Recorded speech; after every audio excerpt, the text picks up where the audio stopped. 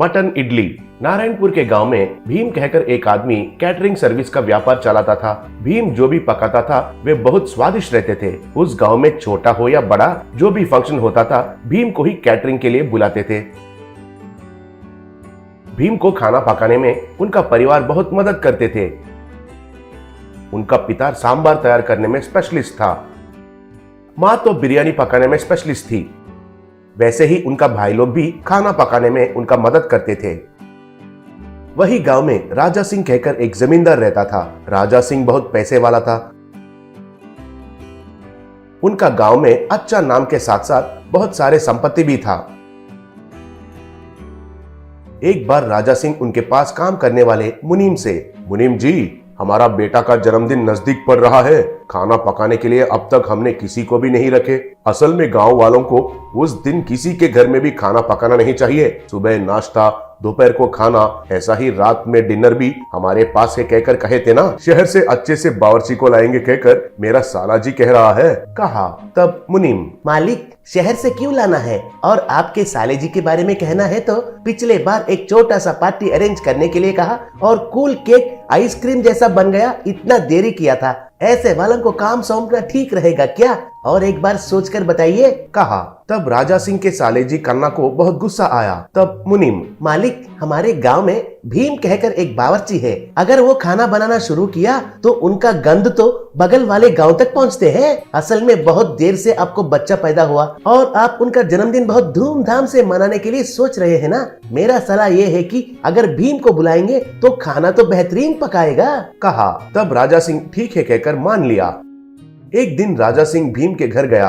राजा सिंह को उनके घर आते हुए देखकर भीम और उनके परिवार वाले हैरान रह गए। तब भीम, मालिक, आप खुद मेरे घर पर आए हैं और मुझे तो यकीन ही नहीं हो रहा है, कहा। तब राजा सिंह, कुछ नहीं भीमा, तुम्हें पता है ना, मुझे वारिस पैदा हुआ है और मैं उनका जन्मदिन एक त्योहार जैसा मनाना चाहता हूँ। हमारे मुनीम जी से पूछा तो तुमसे बढ़कर अच्छा बावर्ची तो अगल बगल गांव में ही नहीं है, ऐसा कहा। ये फंक्शन मेरे लिए बहुत महत्वपूर्ण है। बहुत दूर से हमारे रिश्तेदार आने वाले हैं। उनके सामने मेरा इज्जत खड़ा होना चाहिए। ऐसा ही गांव वालों को हमारे महानता के बारे में पता चलना चाहिए। इसलिए मैं खुद कैटरिंग ऑर्डर देने के लिए इधर आया हूँ। सुनो, हमारे गाँव वाले सब नॉनवेज पसंद करते हैं, इसलिए सब तरीके के नॉनवेज आइटम्स उस दिन रहना चाहिए।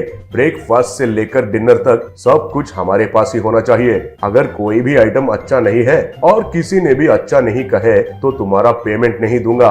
अगर सब आइटम्स अच्छे रहेंगे तो तुम्हें डबल पेमेंट देता हूँ, कहा। ऐसे ही फंक्शन का दिन आ ही गया।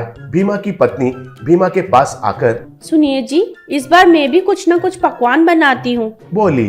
तब भीमा, तुम्हें एक बार कहने से समझ में नहीं आता है क्या? हमारा रसोइया का परिवार है, इसलिए हम खाना अच्छा से बना सकते हैं। तुम्हें कोई पकाने की जरूरत नहीं है, लेकिन पहले जाकर उन सब्जियों को तो काटो। ऐसे ही उस चटनी का काम नजदीक से रहकर देखो, कहा। तब उनका पत्नी बहुत दुखी हुई। ऐसा सब लोग नाश्ता तैयार करते समय पर कन्ना उधर आया। पहले से ही बनाया हुआ चटनी को कोई भी देखे बिना नीचे फेंक दिया।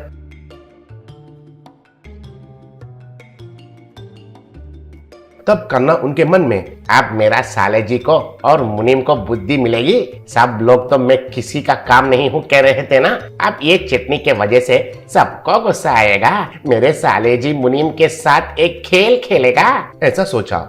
कुछ देर के बाद चटनी को नीचे गिरा हुआ देखकर भीम, अरे अरे अरे, चटनी ऐसा कैसे गिर गया, कहकर चिल्लाया। तब परिवार वाले उधर आए। तब भीमा, अरे अब कैसे? चटनी तो गिर गया और एक आधे घंटे में तो अतिथियां आ जाएंगे और चटनी तैयार करने के लिए सामान भी नहीं बचे, कहकर दुखी होने लगा। तब भीमा की पत्नी, सुनिए जी, मेरे पास एक सलाह है।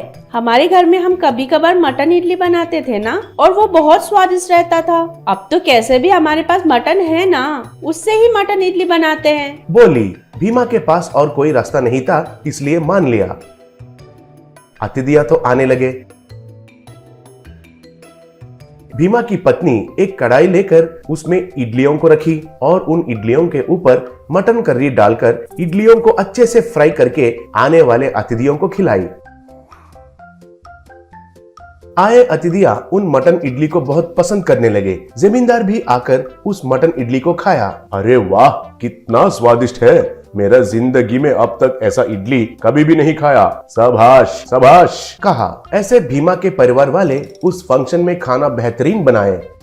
अगले दिन जमींदार भीमा के परिवार वालों को बुलाकर, भीमा, आपने तो खाना बहुत बेहतरीन बनाया है। मुख्य रूप से वो मटन इडली के बारे में गांव वाले और मेरे रिश्तेदार सब लोग चर्चा कर रहे थे। कहा। तब भीमा, वो मालिक, वो मटन इडली का विचार तो मेरा पत्नी का है जी, कहकर पत्नी के ओर बहुत गर्व से देखा। पत्नी भी बहुत खुश हुई। राजा सिंह भीम को डबल पेमेंट दिया और भीम भी बहुत खुश हुआ।